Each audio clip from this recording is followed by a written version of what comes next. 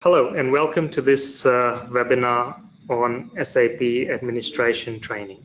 My name is Ketan Solanki, and for the next hour we'll be running through the following topics as part of this training. We'll see how to create new users. We'll be looking at how to trace user login history and change logs. We'll be having a look at the UI templates and settings. And then finally, we'll have a look at the backup and restore process from a Microsoft SQL test company. Okay, so to start with creation of a new user. So I'm going to now switch into SAP Business One. And what I'm running here today is version 9.3. So there'll be some functionality in here that you may not have in your version. But I will highlight those as we go. So to create a new user, there's a number of steps involved, and the first being creating the actual record in the database. So that you do through administration, setup, general, and users. Now you'd have to be a super user to be able to create another user. So if you don't have access to this functionality, then it probably means that you don't have the rights to do this. So under users, and then just like any other normal screen in SAP, you can switch between the find mode to look for existing users and the add mode to create a new one. What you'll also notice is that the screen looks slightly different. So there have been some additional tabs added into this particular screen in version 9.3. And we will be looking at what all those are. So to start off with, if you're in add mode, you can just simply put in a code. So let's say I've got a new user called Joe Blogs. So user code is, in my case, I say Joe B. I mean, it's up to you, but the actual code itself is limited to 25 characters. It used to be 8, but I think at some point it got increased to 25 characters. So you could have a longer code if need be. And we put in a name. If you are using single sign-on, you can in here put in the Windows account that is attached to this particular SAP user, and what happens then is when you get onto the login screen, you can just go straight through without having to put in your username and password. You can also attach this user to an employee, as in the HR record, and then you put in an email address. Now this is used when you're using emailing through SAP. So say joeb@oec.com.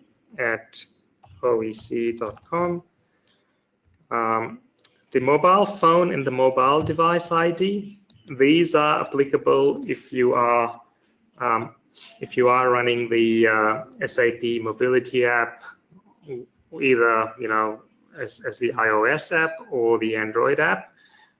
Then you need to put the phone number and the device ID in these two fields. Now, what you also need to do is check this box to say this is a mobile user. Then this, obviously there's a bunch of configuration that needs to happen on your server to activate the mobility service, and then set up some firewall ports and so on, and then the user will be able to get in. But we're not going to go through that part of the setup. There's also another checkbox up here that's called super user. Now, if you tick this, then this particular user would have full access to all parts of the system, and you cannot restrict this user via authorizations. So super user is generally the administrator of the system. You have the fax number here. You can assign the user to a branch, to a department. And then this groups. Now this is again something new. You've got a concept of authorization groups since version 9.2, and which has been enhanced further in 9.3. So I can go in here and say this person belongs to the sales team. He also needs access to some of the base settings, and he needs access to the inventory settings. So now these groups are definable by you, and we'll have a look a bit later on how these groups are set up. But at this stage, I'm allocating the user to the following authorization groups. Now, further down here, you've got the password. So, this is where you set the initial password, but also if you need to go in and reset a particular user's password, if they've forgotten their password, this is where you come in and do it. So once you've set the password, you can also say the password, whether it expires or not. You can also force the user to change their password at the next login. Now, locking a user. So if, let's say, a user is away for a period of time or has left the business, and you don't want anyone else to, be able to log in, try and guess the password and get in, you can just simply lock the user. Okay, you check that box and the user will not be able to log in. Now, the next two tabs, the services and the display tab, these were typically available in the, or used to be available under administration, system initialization, and general settings. There's the same settings here, but I mean, these are all user specific, and in the past you'd have to go in and log in as each user, go into this screen. The user might not have access to this screen, then you have to go, put in your own password or an admin password to go and set all these things up. You don't need to do that anymore. From 9.3 on, those settings are now available in the services tab of the user setup. So you can check the appropriate boxes here. So, if you want this person to be able to enter exchange rates, then you tick that one, and you can check those boxes if they want. You can also set up how often the messages come up and all those related settings. Then if you look at the display tab, this is where you can set up the font size for this user, the font type, and all those sort of more screen type and visual type settings, including background. So once you've set all these things up, you can simply add and create the user. Now, there's one other setting that is applicable here that we haven't quite looked at, which is the defaults. So what you can also do is define a bunch of different defaults, which may be based on the user's, let's say, branch. It may be used based on the location, but it may also be based on the team they belong to. Now let's just look at what things can be set up under the default setup. So I've just assigned this user to the default called SYD, SID for Sydney. And if I just drill into that user default screen, I can see now I can put a location or a default address for this particular default setup. I can go in and set default warehouse for this particular default. I can do things like date and time format. The user might be in a different country. Then I could have a different decimal and thousand separator. I can have a different cash clearing account, check clearing account, default invoice and payment. And then this checkbox here, fairly powerful one here, use warehouse address in AP documents. So when you raise a purchase order, and if you have this box ticked, the ship to address will be based on the warehouse that's set up on this default. You also have default display settings here as well.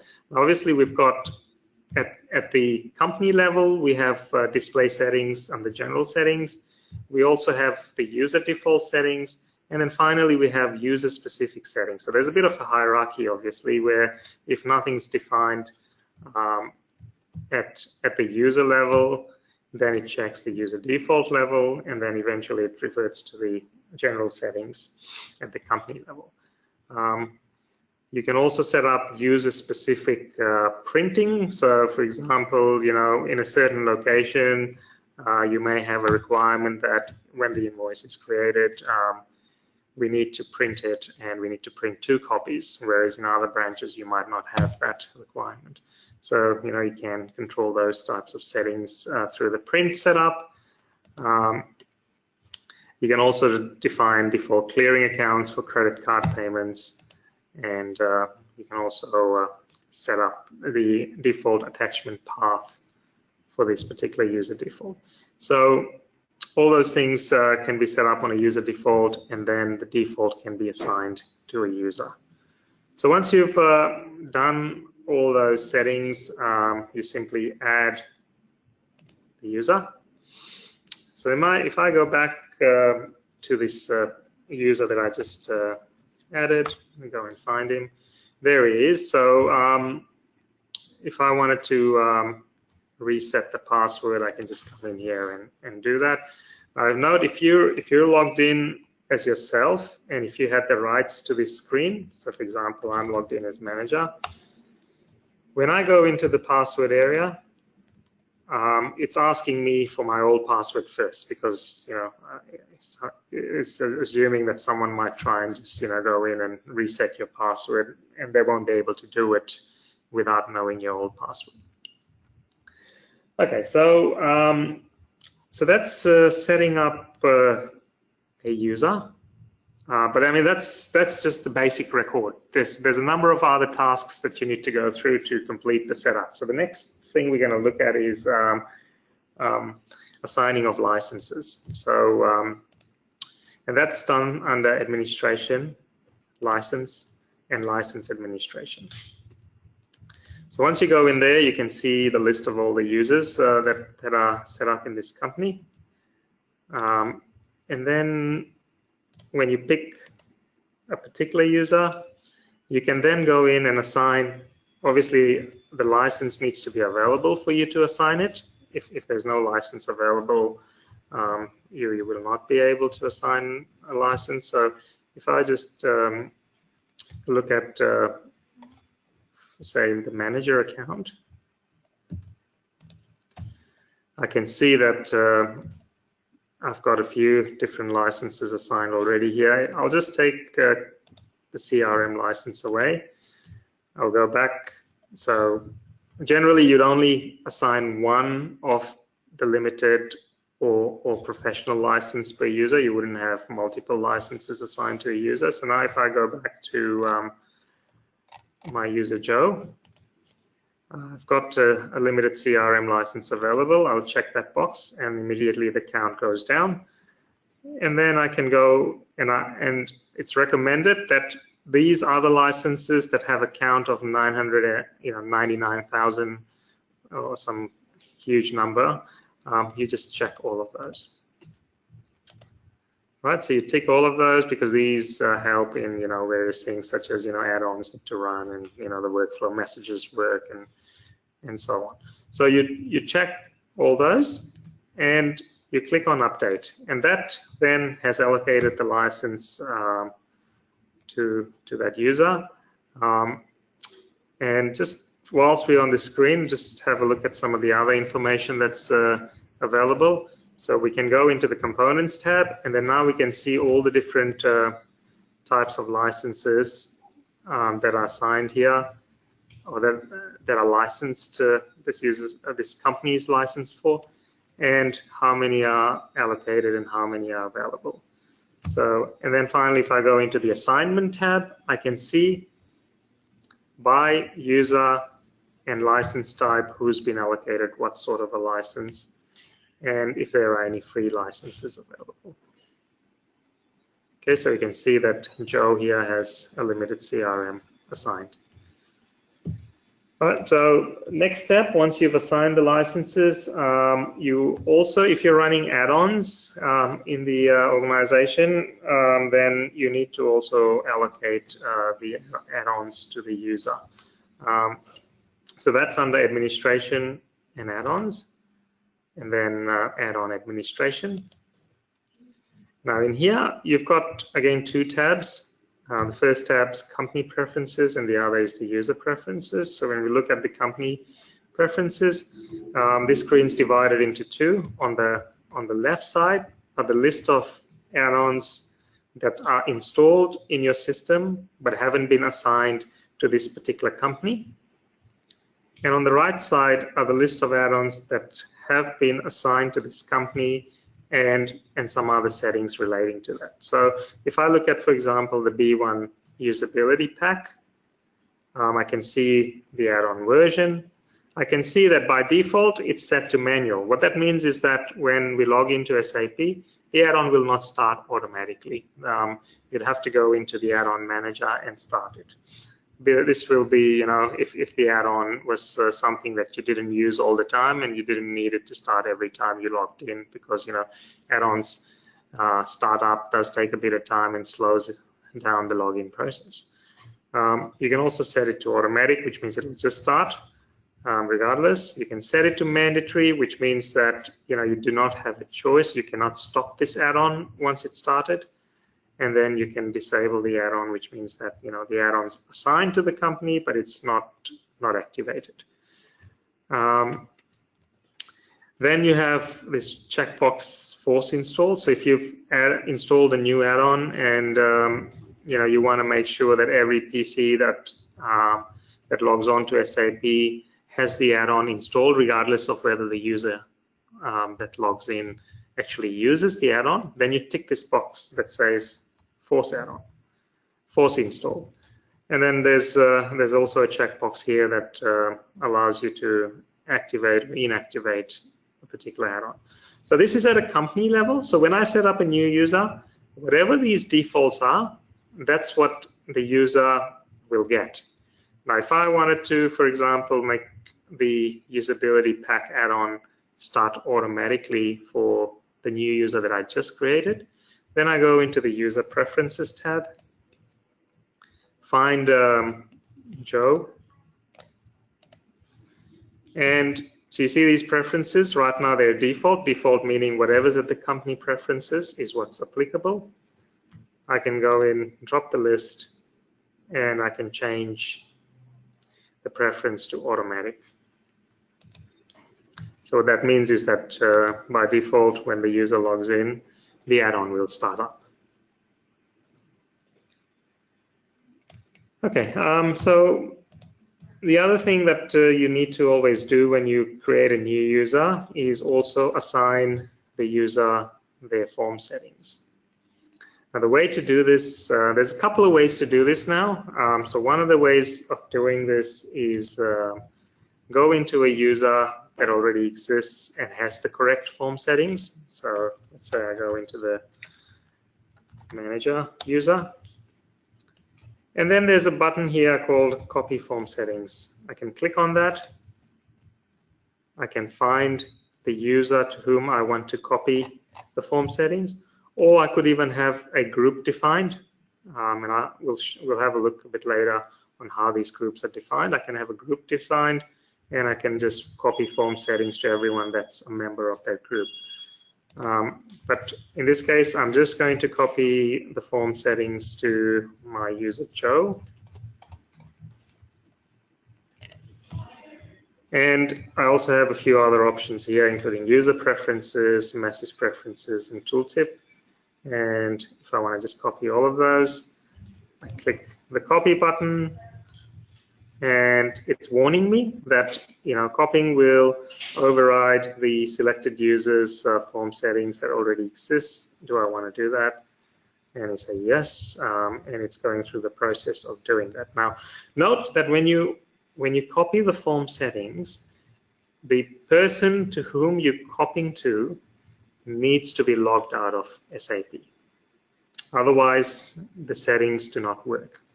Because the way the SAP process works is every time you log in, it's reading the form settings from the database, and then every time you log off, it saves the form settings changes that you've made during that particular session back to the database. So if you were logged in and you tried to copy the form settings, they will get overwritten when the user logs off. And similarly, if you are changing your form settings for yourself, once you've done that, you should log off so that those settings are saved.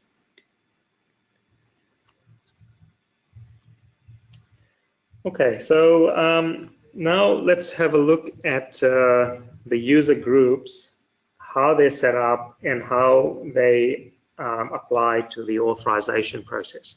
So we've already looked at these groups that we've assigned. So if I go back to user Joe, and I can see that he's member of sales, inventory, and base groups. And then let's now have a look at applying of authorizations. So under administration, system initialization, and authorizations, we've got general authorizations. So in here again, this screen may look slightly different. If you're not on 9.2 or higher, you wouldn't have this groups tab. You'll just have the users tab. If I go now down to my user Joe, I can see authorizations. Well, we haven't really set any authorizations for this user yet because we've just created the user. But if you look at the effective authorization, there is some authorization already showing. And let's even, if we expand this to look at a full list, and let's say find, if we go and look at sales orders, you can see that the individual authorization says no, but the effective authorization says full. Now, you also notice that the effective authorization is kind of like a hyperlink. So if I click on it, it shows me where the authorization is coming from. So I can see the user individually doesn't have any authorization. The group base that they were linked to doesn't have any. The group inventory has a read-only access, but the group sales has full access.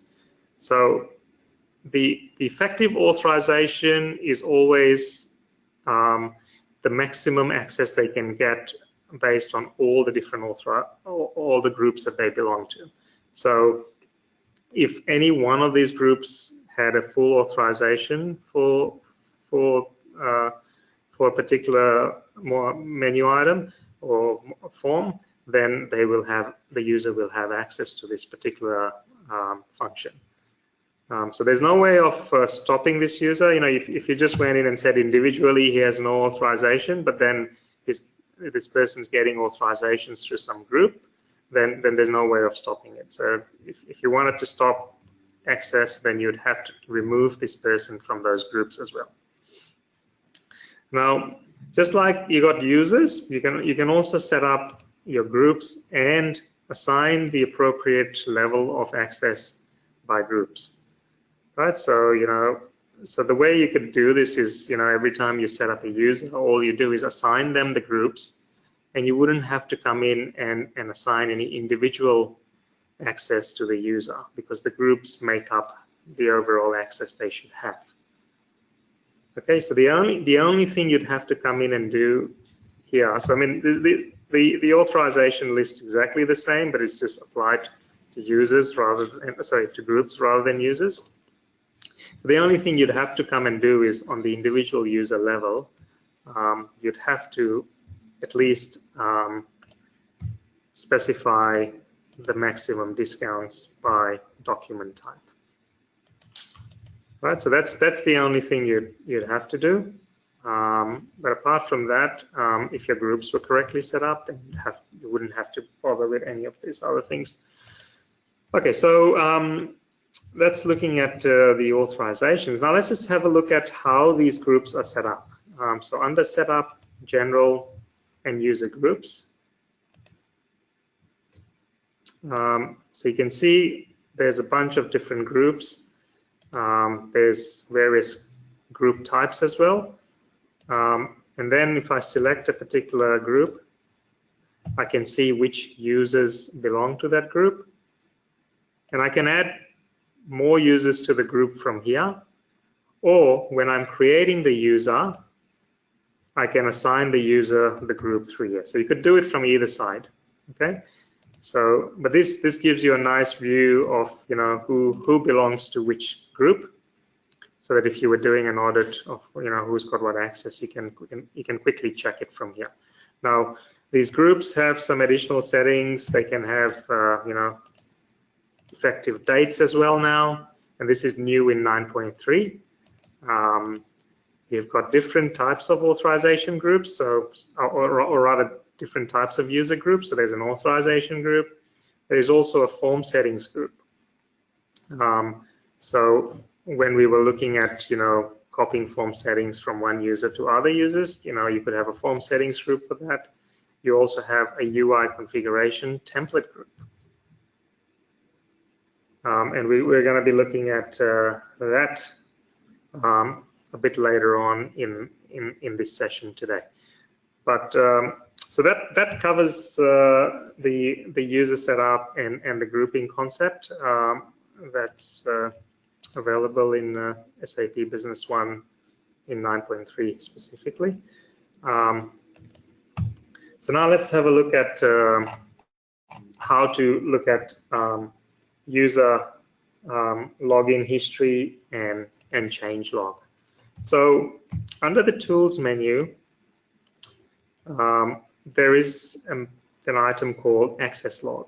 And if I open that, I can see all the users that are set up in the system and some information about them. So for example, if I look at this user Alex, I can see that the last time he logged in was about 45 minutes ago, and the previous time they logged off was yesterday. We can also see the last time this user changed the password was 3 or 6 months ago. Now this is just at the top level, what's happening now. If I double click on that line, or if I click on the details button here, then I get a full history of all the times that they logged in or attempted to log in, because if there was a failed login, you can also see that. You can see the computer which they were logging in from. You can see the Windows user that they were using to log in. So that's pretty powerful audit trail. If I look at another user, for example, manager here, I can see that there's a lot more history in here. Full audit history of all the times that the person had logged in, and including what add-ons started when they had logged in. Okay, so that's the access log. The other useful bit of information that's available is the history or the change log.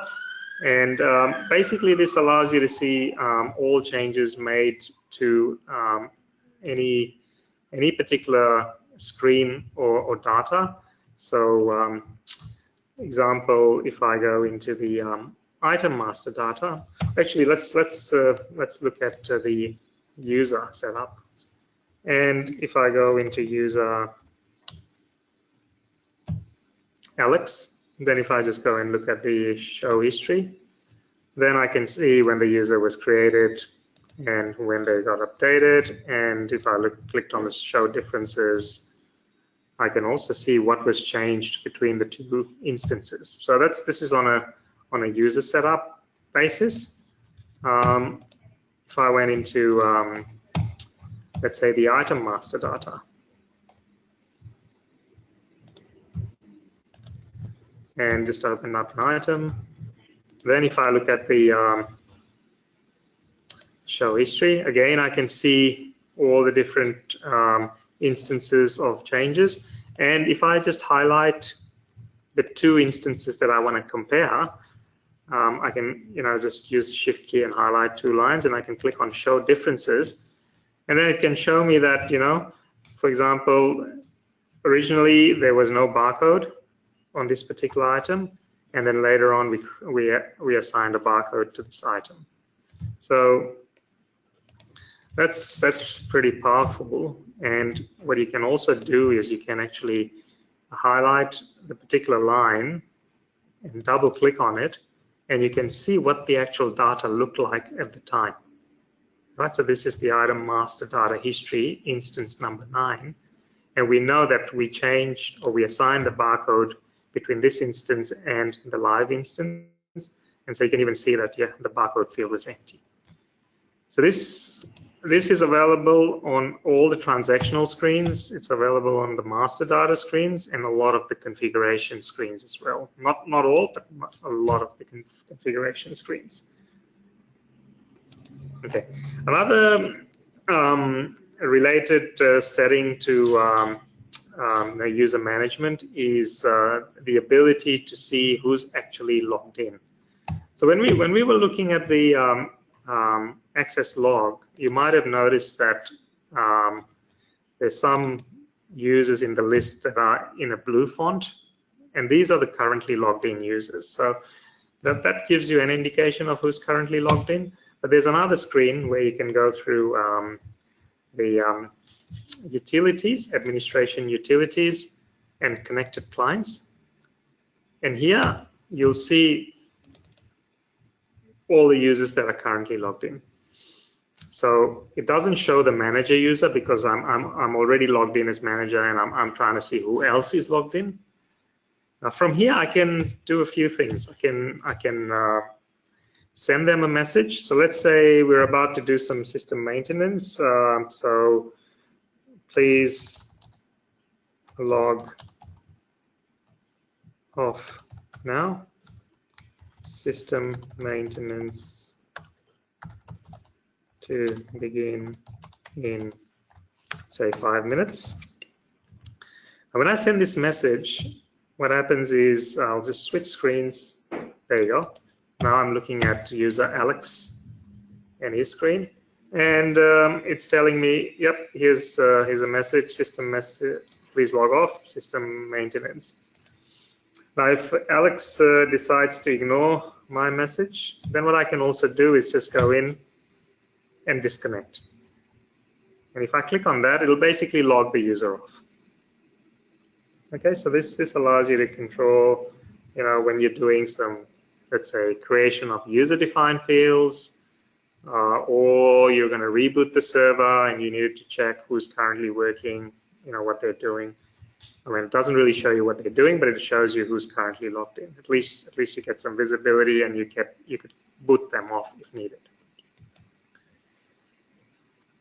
Okay, now let's move on to looking at UI settings and how these work. Firstly, if I go into any screen, so let's say I go into a sales order screen, as a super user, I've got the ability to control what my screen looks like. Now, we've always been able to use form settings to show what appears in the grid on the line level.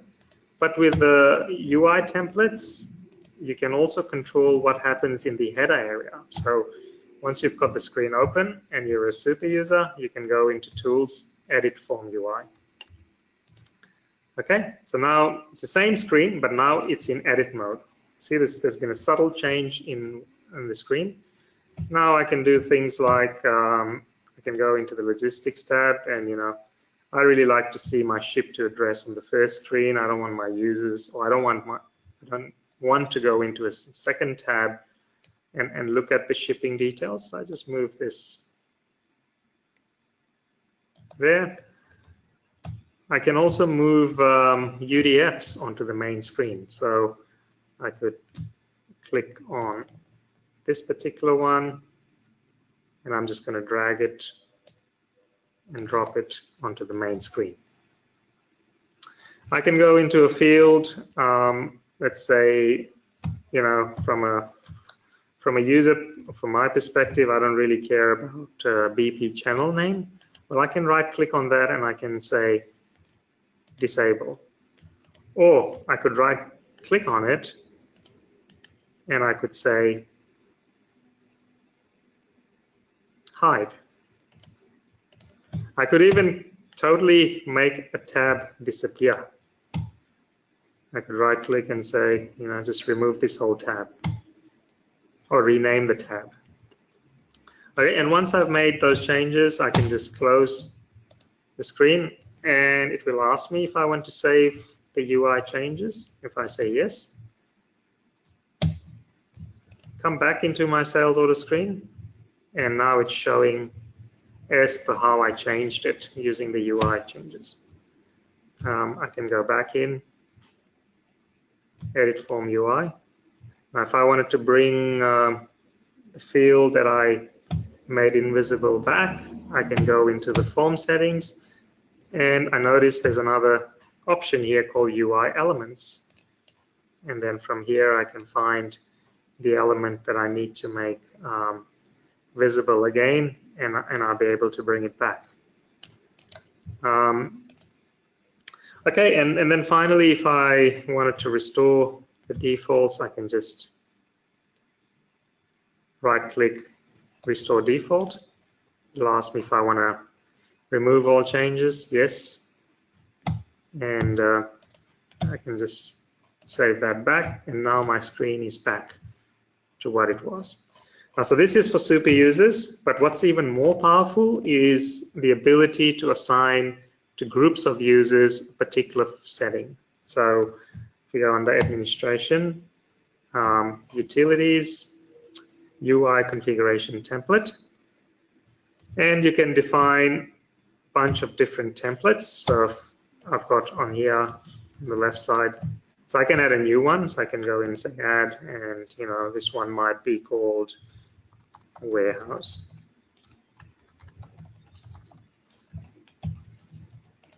So I've created a new one. So once you've created the template name, then you've got to assign the documents that you'll be controlling via this.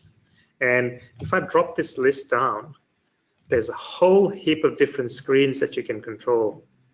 And again, I think SAP has added more to this in 9.3 than was available in 9.2. So I could go in and say, well, I'm going to add the delivery document as well. And then you can update. Now, once you've added the different types of transactions, you obviously want to once you've added the different types of forms, you obviously want to customize this. And the way you do that is you highlight the line and you go edit form UI. Now I'm back into my form UI, it's the same thing we were doing earlier. And I can see the only change I've made on this particular screen is I've moved the approved checkbox from the logistics tab to the main area of my screen. Okay, so it's no longer in the logistics tab, it's normally over here. Or if I look at my sales quote screen, edit form UI, then I can see that the ship to information is on the main screen. So you assign, or you customize each one of those forms. Then you go in and assign it to users. So you go and check all the users you want to have these form settings applied to, or you could assign them to user groups. So earlier we looked at how we can create the groups and assign people within those groups. Once you've defined those, you can then just assign the form UI to the group. Okay, so in this case, the customer service one, I've got set up and I've assigned to a user called Alex. So if I switch screens and go into Alex's login and open up the sales order screen, I can see that the approved checkbox is available there. Or if I go to the quote screen, I can see that the quotation ship to details are on the main screen. Okay, so that brings us to the final topic for today, which is how you can set up a new test database via SQL backup and restore. Now, to be able to do this, you will need access to the server where the SQL is running, and you need to be able to open the SQL Server Management Studio and have the password for the system admin, or what SAP terms, or the SQL SA password. So you'll have on the server an application called Microsoft SQL Server Management Studio, and there's different versions of it depending on the version of SQL you're running. I mean, I'm running SQL 2016, so I'll have a slightly different version or slightly different look, or to if you're running, let's say, SQL 2008. But in principle, the practice is the same. So you open the SQL Server Management Studio. I've got it open here already, and when you open it, it will ask you to log in. There'll be a screen similar to this, which has what server you're connecting to and which authentication method you're using. So again, if you've got an internal system administrator, they'll be able to provide you with this information. So once you're in, the screen will open up initially, just fully collapsed, and then you need to expand and look at your databases. So these are all the databases running on my server, and if I want to back up the live database and create a test out of it, what I do is firstly I need to find out what the name of my database is. So under administration and choose company, I can see that my database name is SBO Demo AU. Right, so the company name is OEC, but the actual SQL database is SBO Demo AU. So I go into SBO Demo AU. That's the database there. I right-click on it. I go into Tasks, and I say Backup. So I click on that, and now it's opened up another screen.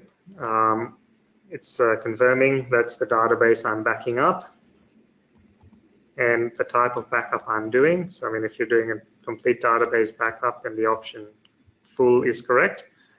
And then it also is suggesting where to back it up to, the location.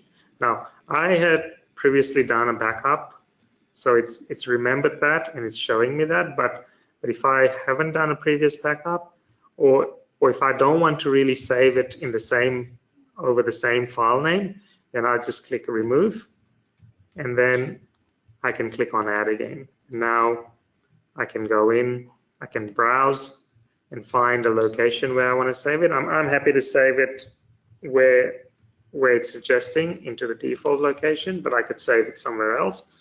So I'm going to call it my AU, and I'm giving it a date stamp.